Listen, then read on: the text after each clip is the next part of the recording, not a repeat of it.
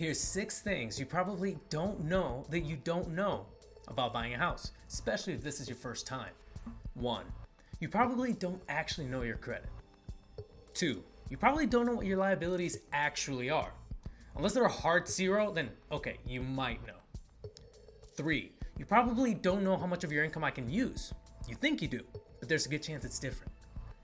4. You probably don't know what programs, products, or grants are available to you. 5. You don't know if you'll have a motivated seller or what that even means for you. 6.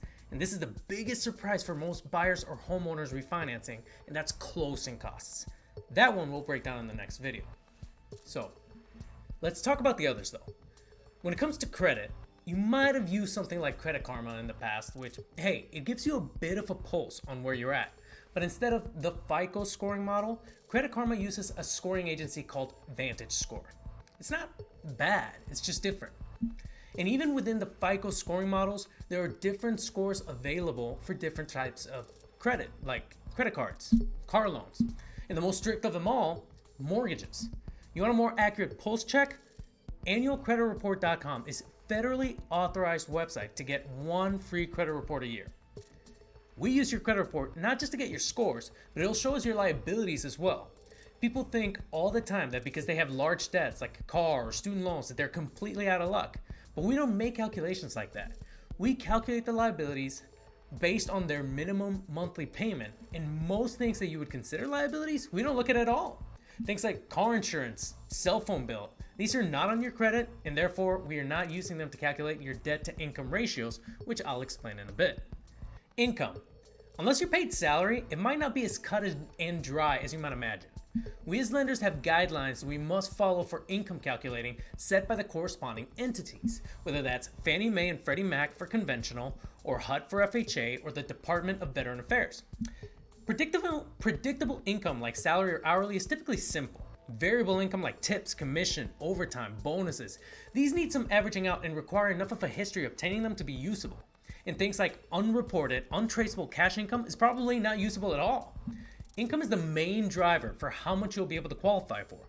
So consider letting a lender like myself take a look before you really start to fantasize about the home that you plan on getting. As far as programs go, you don't have to know them like I have to know them, but you should know a little bit because there's a lot of misinformation.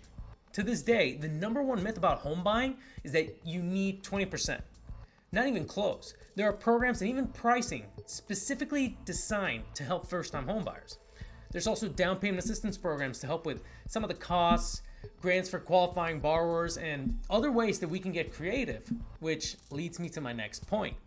Seller motivation. This can be tougher during red-hot sellers markets, but in a balanced or buyer's market, you might be able to find highly motivated sellers that would be happy to chip in on some of your costs. They might be more flexible with repair requests or price negotiations, or they might just flat out offer you funds or concessions that can help pay for closing costs or to buy down your interest rate. Just know that these concessions cannot be used towards your down payment. Lastly, closing costs. These are typically overshadowed by their brother, the down payment, and oftentimes buyers underestimate the amount of closing costs that exist or don't know that they exist altogether. Now you know, and you won't get blindsided by them. And on the bright side, we can get a little more creative with how we handle them than we could for the down payment. More on this on the next video.